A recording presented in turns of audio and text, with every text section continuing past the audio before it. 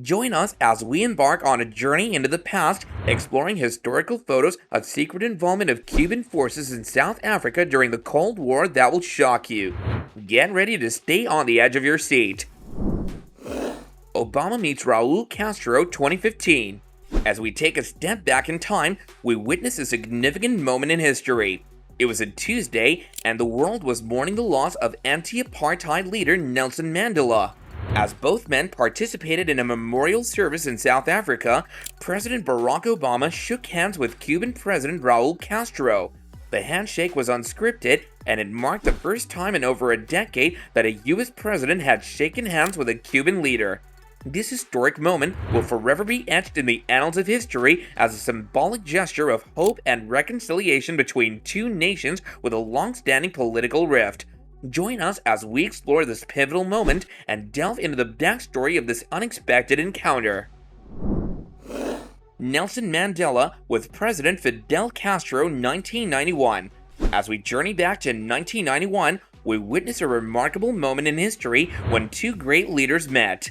Nelson Mandela, the anti-apartheid icon, visited Cuba with then-President Fidel Castro. In this exclusive clip, we witness the first encounter between these two iconic figures. The significance of this meeting cannot be overstated as it marked a turning point in the relationship between Cuba and South Africa. Havana, July 1991. In this rare footage from Havana in July 1991, we witness the monumentous meeting between two legendary figures, Nelson Mandela and Fidel Castro. Fresh off his victory in South Africa, Mandela met with Castro to express his admiration for Cuba's triumph over the South Africans in Angola in 1988. Mandela spoke about how his victory had destroyed the myth of the invincibility of the white oppressor and had inspired the fighting masses of South Africa. He saw Cuba's victory as a symbol of hope and a catalyst for the eventual defeat of apartheid in his own country. South Africa invaded Rwanda in 1975. We travel back to October 1975 when South Africa invaded Rwanda, urged on by Washington. South African troops advanced to Rwanda with the intention of taking Rwanda and crushing the MPLA. However, Fidel Castro intervened by sending in 36,000 Cuban soldiers between November 1975 and April 1976. The Cubans pushed the South Africans back into Namibia, which was ruled by South Africa at the time. This had an immense psychological impact not only in South Africa, but throughout the continent. The major black South African newspaper, The World, wrote in an editorial in February 1976 that Black Africa was riding the crest of a wave generated by the Cuban victory in Angola. They saw the possibility of achieving total liberation as a tangible reality. Kissinger and Fidel Castro concerned about Cuban troops.